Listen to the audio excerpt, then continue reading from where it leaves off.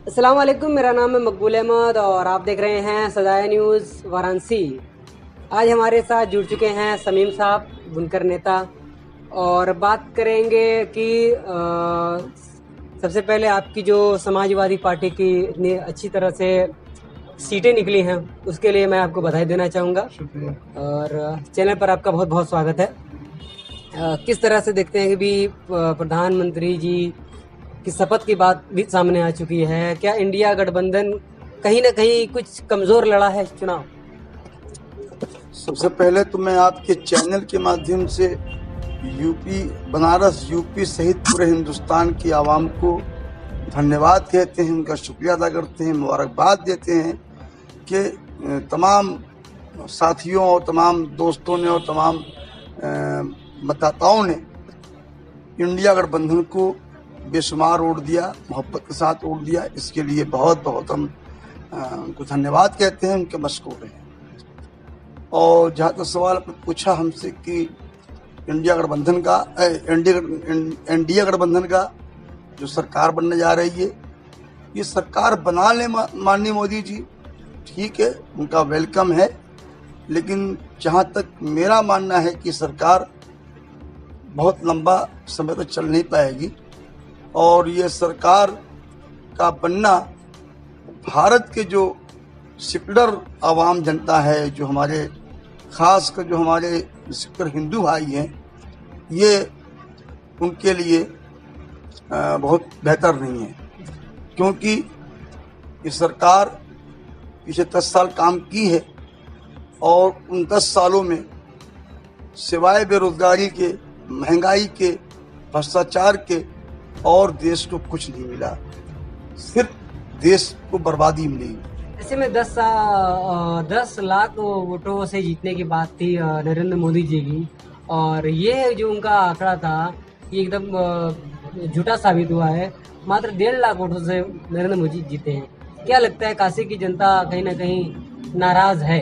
काशी की जनता को बधाई इस बात के लिए कि उन्होंने दूसरे स्टेट, दूसरे जिले और दूसरे की औलाद को अपनी औलाद नहीं समझा। जबरदस्ती कहते रहे कि हम माँ गंगा जी पुत्र हैं, कहते रहे। ये तो खेला हुआ है। तो यहाँ चुनाव जीते हैं वो बनारस के अंदर, वो चुनाव हार चुके थे माननीय मोदी जी। जनता ने चुनाव हरा दिया था, बाबा विश्वनाथ जी ने चुनाव उनको हरवा दिया था। तो खेला खेल के चुनाव जीते हैं। कहीं ना कहीं जो 1.5 लाख का जो 1.5 लाख वोट से मोदी जी जीते हैं, कहीं ना कहीं अजय राय को पूरी तरह से मुसलमानों को वोट नहीं मिला कि हिंदुओं में का कुछ थी, जिससे तरह से राम का मुसलमानों का वोट तो अल्हम्दुलिल्लाह अच्छा मिला, लेकिन सरकार की पॉलिसी के तहत बनारस का बुनकर लगभग 1 लाख हमारे शहर से बाहर है, दूसरे स्टेट, दूसरे प्रांतों, जिलों में रोजी रोटी कमाने गया है। इसमें तकरीबन 70 से 80 हजार वोट तो हमारा यूं कट गया। उसके अलावा हमारे यहाँ खेला हुआ है बनारस के अंदर, तब खेला के बल पर चुनाव जीते हैं आदरणीय मोदी जी।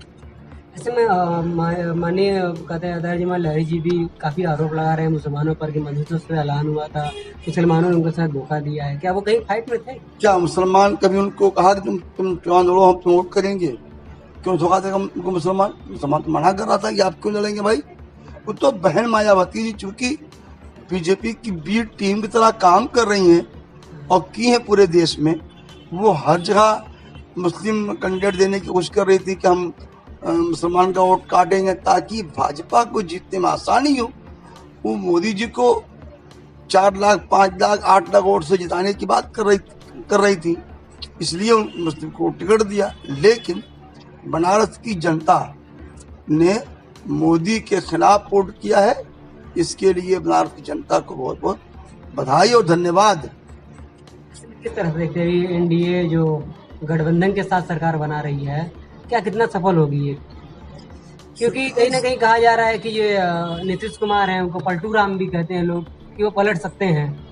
अब हम तो नहीं कह सकते वो पलटू राम है, क्योंकि हमारे वो सीनियर हैं और बहुत सम्मानित हैं, प्रदेश के मुख्यमंत्री या देश के बड़े नेता हैं, उनका सम्मान मैं करता हूं।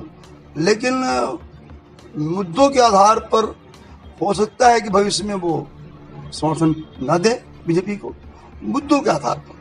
तो क्या है जो जो डिमांडें अपनी रखी हैं, हाँ, मुद्दों के आधार पर क्या उनकी डिमांड है, क्या होने वाली है, क्या वो डिमांड रखेंगे तो वही जान सकते हैं। लेकिन मुद्दों के आधार पर मैं ये मानता हूँ कि सकता है कि आगे समर्थन वो न दें, ये मुमकिन है। और बिल्कुल हम लोग स्वस्थ मतलब अस्वस्थ हैं, एकदम खुशहाल हैं। और सबसे बड़ी बात ये कि हमारे जो पार्टी समाजवादी पार्टी जो राष्ट्रीय अध्यक्ष हैं आदरणीय अखिलेश यादव जी ने जो पीडीए का फार्मूला बनाया और पीडीए के तहत हर जाति, हर समाज, हर लोगों को सम्मान दिया, सबको अच्छी सीट की शेयरिंग की, जिसकी वजह से आज हिंदुस्तान में समाजवादी पार्टी का बहुत कद बुलंद हुआ है।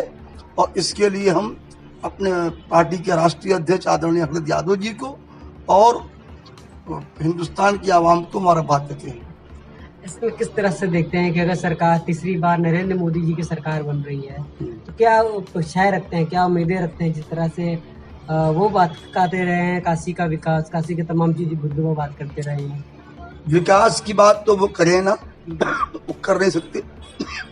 विकास हमेशा सपा का था, फीता काटा करके भाजपा वालों ने, तो करेंगे नहीं। हाँ, इतना जोर है कि वो जो हमारा युवा बेरोजगार है उसको रोजगार देने की बात करें। पकौड़ा बहुत तलवा लिया आपने, अब पकौड़ा तलने से काम चलने वाला नहीं है। अब वो रोजगार देने की बात करें, नौकरी देने की बात करें और देश में अमन चैन कायम रखें, बेटियों की, बहुओं की, औरतों की, बहनों की इज्जत की हिफाजत करें। ये सब मेन मुद्दे हैं। और ये भी कहा जा रहा है कि जो राम के नाम पे ये लोग आए थे वही अयोध्या में धड़ाम हो गए। श्री राम जी ने तुमको खुद हटा दिया, निकाल दिया। अब बताइए कोई श्री राम जी को के मुकाबले में खड़ा हो जाए कि हम श्री राम जी को लाए हैं, हम उनको लाएंगे, जो श्री राम को लाए उनको लाएंगे। ये नारा तो बहरहाल वो भाई पुरुषोत्तम राम है, बहुत बड़ी बात है।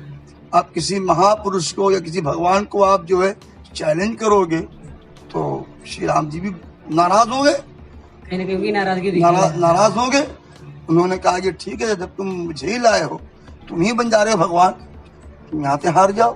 तो श्री राम जी ने उनको न सिर्फ अयोध्या से बल्कि अयोध्या फैजाबाद के पूरे मंडल से हरवा दिया। इसके लिए फैजाबाद मंडल के तमाम नेताओं, कार्यकर्ताओं और वहाँ की सम्मानित वोटरों, मतदाताओं को धन्यवाद। कि जो मजबूत विपक्ष इस बार पार्लियामेंट में रहेगा और 7 जो है मुस्लिम रहेंगे, जो सांसद रहेंगे, किस तरह से देखते हैं कि क्या मुसलमानों का या अल्पसंख्यकों का जिस तरह से बदहाल है उन मुद्दों पर पार्लियामेंट बात हो पाएगी या कौन कितना सक्रिय रहेगा? क्या बात सबकी होगी, सिर्फ मुसलमान की नहीं होगी। जो दबाया गया है, जो दबाया जाएगा, चाहे वो कोई कास्ट, कोई बिरादरी, कोई समुदाय से बिलोंग करता हो, बात सबके हक की होगी। पार्लियामेंट के अंदर किसी एक व्यक्ति के ऊपर बात या किसी एक समुदाय पर बात नहीं होगी। तो कहीं ना कहीं विपक्ष मजबूत हो चुका है। विपक्ष मजबूत है, विपक्ष सरकार बनाने वाला था, अब चूंकि अल्लाह को मंजूर नहीं था, ठीक है, हमको हमारे हिसाब से कम सीटें मिली, कोई दिक्कत नहीं है। और ये जो चुनाव हुआ, आप सुने होंगे, पढ़े होंगे अखबारों में कि 3 चरण के चुनाव में 1,07,00,000 या उससे ज्यादा या कुछ कम वोट की बढ़ोतरी गिनती बताई गई, जिसका सुप्रीम कोर्ट में मुकदमा भी चला। ये सब खेला हुआ है। जो सीट 248 आई है, एनडीए की सरकार खेला पर बनी है। इनका 400 पार का नारा था, लेकिन जनता ने बेरोजगारी और त्रस्तीकरण की बिना पे बेतहाशा वोट किया, जमीन पर भाजपा के खिलाफ वोट किया, मोदी जी के खिलाफ वोट किया, तो ये हालत है। वरना ये तो 400 पार तो अपना आप जुगाड़ की लगाए थे अपना कि हम 400 पार ले ही आएंगे। तो जनता का एहसान है, हम बहुत बधाई देते हैं जनता को, हम शुक्रिया अदा करते हैं अपने देश की जनता का कि उन्होंने मोदी जी को और भाजपा को अहंकार एक जो टूट गया उनका, तोड़ने की कोशिश की। ठीक है, बहुत अच्छा लगा बात करके और बड़ी बारीकी से बात रखी है आपने। कहीं ना कहीं जो विपक्ष है इस बार मजबूती के साथ अब पार्लियामेंट में बात रखेंगे। और अभी जो जो सरकार बन रही है, अभी परसों नरेंद्र मोदी जी शपथ लेंगे, उससे पहले क्या खेला हो सकता है ये कुछ कहा नहीं जा सकता। और काशी की जनता ने किस तरीके से मोदी जी को इस बार नकारात्मक रंग दिया है कि 1.5 लाख वोट से मोदी जी जीते हैं, क्योंकि यहाँ 10 लाख या 9 लाख वोट का आंकड़ा मोदी जी का था और दावा था। और इस दौरान भी क्या थे, कई मंत्री कई विधायक मिलकर भी प्रचार प्रसार करने के बाद भी उनको मजबूती नहीं दे पाए और ये मात्र 1.5 लाख वोट में इनकी जीत हुई है। तो मिलते हैं अगली अपडेट में, देखते हैं कि क्या होता है।